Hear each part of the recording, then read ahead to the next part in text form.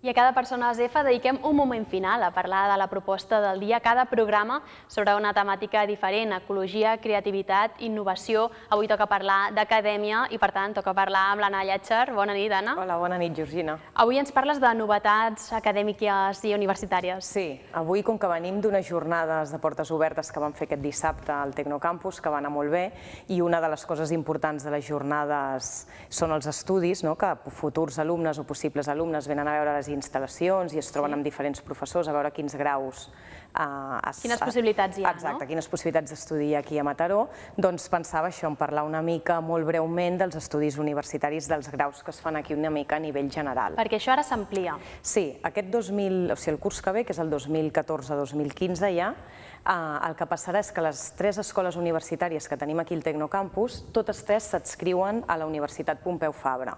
Fins ara només n'hi havia 2 de les 3 que són, i ara l'Escola Universitària Politècnica de Mataró, que és la que faltava, també s'adscriurà a la mateixa universitat. I això què representa? Exacte, el Tecnocampus ho viu com una bona notícia, primer perquè poder agrupar els calendaris acadèmics, per exemple, et permetrà, o ens permetrà a nosaltres, crear sinergies entre els diferents estudis, que això sempre és positiu, una mica la transversalitat que els professors també des de dins intentem que passi, doncs podran passar coses com que hi haurà optatives que es podran trobar fent l'optativa dos estudiants o equips estudiants de diferents graus, o TFGs, que són els treballs finals de grau, on es podran barrejar diferents disciplines, i trobem que això, la veritat és que és molt atractiu. Molt bé.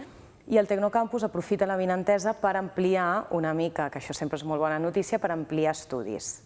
Aquest any que ve tindrem estudis de grau nous i també màsters universitaris. Quins estudis tindrem així nous? Així nous, per exemple, jo destacaria el de videojocs, que concretament es diu el d'aplicacions, diguem-ho bé, el d'aplicacions interactives i videojocs, Mira, just ara parlàvem amb els nois de Pixel Cream, que ens deien que això està en auge total. Sí, vull dir que és un camí i una formació professional que la veritat és que hi ha tirada i que val la pena i que té èxit. I a més aquí ja fent enginyeries que donem aquí i grau de mitjans audiovisuals, la veritat que queda com un cercle tancat. Serà un grau oficial, podem dir. Un grau oficial, també. Amb videojocs i aplicacions. I títol de la Universitat Pompeu Fabra, que això també és important.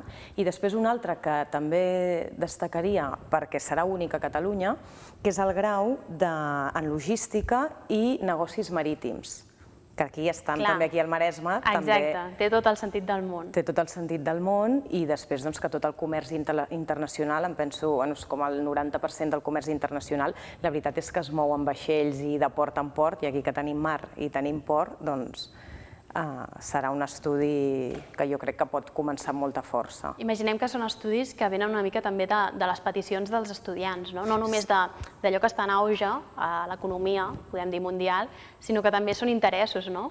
Una mica tot junt, no? Deu anar una mica, m'imagino, de veure una mica el nínxol de mercat i quins són, això que deies, quina economia emergent pot interessar i en aquest país pot funcionar, i aquestes dues branques, la veritat és que podríem fer un dia, inclús potser en aquest mateix espai meu, és potser venir amb les dues coordinadores dels graus, que a més són dues noies, que ens expliquin una mica els objectius de cada grau. Això també, si et sembla, algun dia ho podríem fer. Objectius una mica més concrets de cada... perquè al final tenim molt públic jove i... Que segur que han sentit videojocs i han dit què? És interessant, a les portes obertes es va explicar molt bé i la veritat és que doncs és el futur que ja és aquí, com ens agrada dir el Persones F, el futur present, ara i aquí. Doncs Anna Llàtzer, moltíssimes gràcies per ser aquí amb nosaltres, dur-nos aquesta càpsula de futur acadèmic i universitari. En seguirem parlant al proper programa que vinguis. Quan vulgueu. I nosaltres us diem que gràcies per seguir-nos, bona nit, per seguir un nou Persones F, un programa impulsat pel Tecnocampus i amb la col·laboració d'MOTV i CLAC. Recordeu que ens podeu trobar a les xarxes, a les principals xarxes socials, i això, ens veiem d'aquí uns programes. Fins ara.